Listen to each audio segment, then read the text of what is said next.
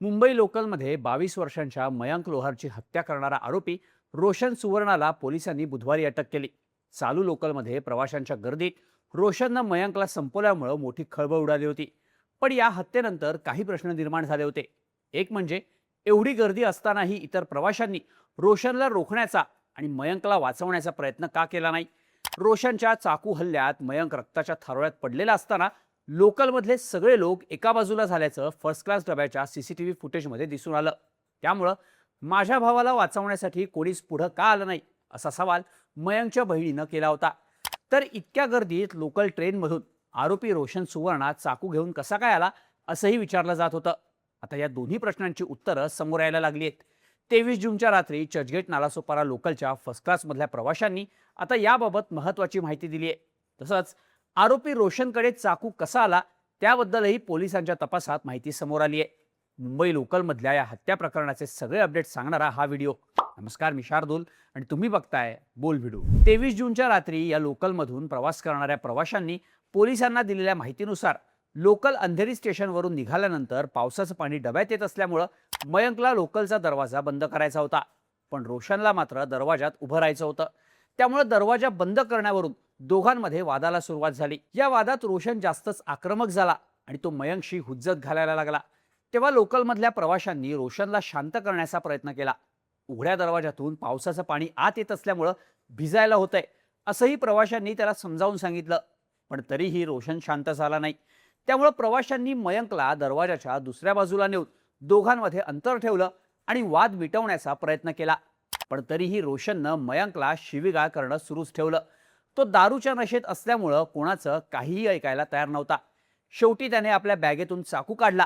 तो मयंकच्या अंगावर धावून गेला आणि त्याच्यावर चाकूने वार केले, अशी माहिती लोकलमधल्या प्रवाशांच्या हवाल्यानं रेल्वे पोलिसांकडून देण्यात आली आहे. याचाच अर्थ प्रवाशांनी हस्तक्षेप करून दोघांमधला वाद मिटवला होता. पण दारू प्यायलेला रोशन आक्रमक झाला आणि ही घटना घडली. पण रोशन मयंकच्या अंगावर धावून गेला तेव्हा प्रवाशांनी त्याला थांबवलं नाही. रोशनची धिप्पाड शरीरयष्टी, त्याच्या हातातला चाकू आणि नशेतून आलेला आक्रमकपणा यामुळं प्रवासी त्याला अडवण्यासाठी पुढे आले नाहीत, असंच आता सांगितलं जात आहे. मयंकची हत्या केल्यानंतर लोकल बोरिवली स्टेशनला आल्यानंतर आरोपी रोशन सुवर्णानं स्टेशनच्या बाहेर पळ काढला.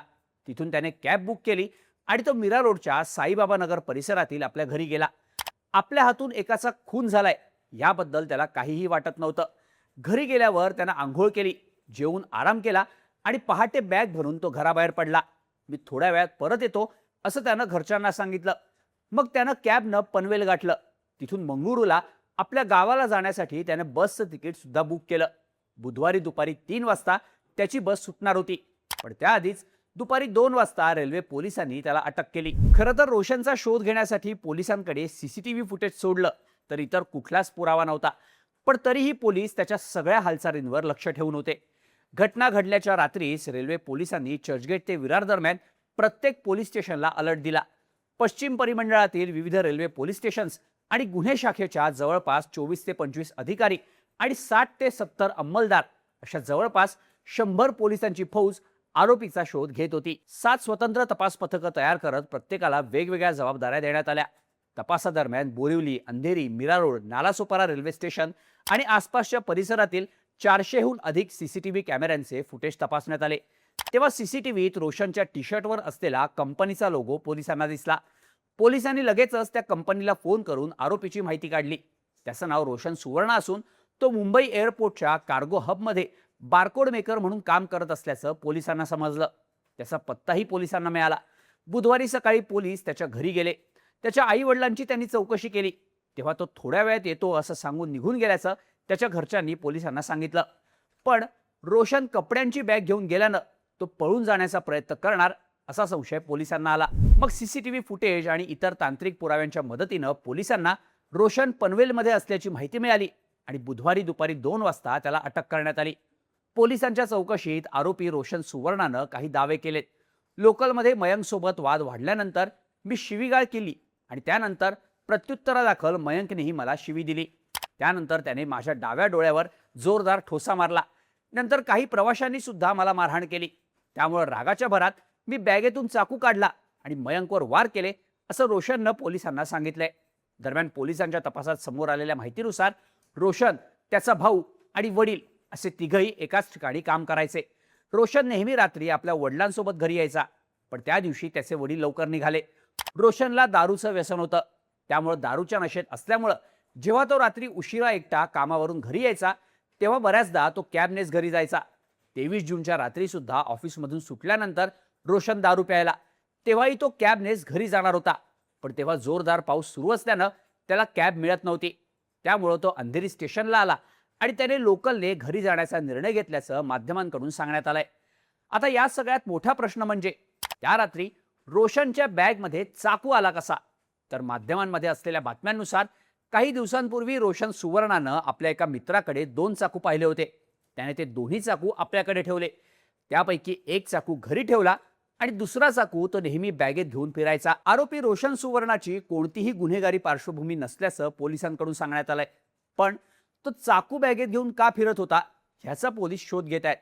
रोशनच्या परिसरात राहणाऱ्या रहिवाशांनी दिलेल्या माहितीनुसार 2022 पासून हे सुवर्ण कुटुंबीय मीरा रोडच्या साईबाबा नगर परिसरात भाड्याने राहत होतं. गेल्या काही वर्षात त्यांचा परिसरातील नागरिकांशी फारसा संपर्क नव्हता. विशेष म्हणजे रोशनच्या नावावर पुढच्या 3 वर्षांसाठी घराचा भाडे करार नुकताच करण्यात आला होता. हे कुटुंब शांत स्वभावाचं असून त्यांचे कोणाशीही वाद नव्हते अशी माहिती सुद्धा स्थानिकांकडून देण्यात आली आहे. पोलिसांकडून आरोपीच्या जबाबातील प्रत्येक दाव्याची स्वतंत्र पडताळणी करण्यात येते. सीसीटीव्ही फुटेज, प्रत्यक्षदर्शी प्रवाशांचे जबाब आणि इतर तांत्रिक पुराव्यांच्या आधारे पोलीस तपास करतायत. आरोपीनं केलेले दावे किती खरे आहेत हे तपास पूर्ण झाल्यानंतरच सांगता येईल असे रेल्वे पोलिसांकडून स्पष्ट करण्यात आलंय. तर यामध्ये हत्या झालेल्या 22 वर्षीय मयंक लोहारच्या घरच्यांनी रोशनला फासावर चढवण्याची मागणी केली आहे. या संपूर्ण प्रकरणाबद्दल तुम्हाला काय वाटतं?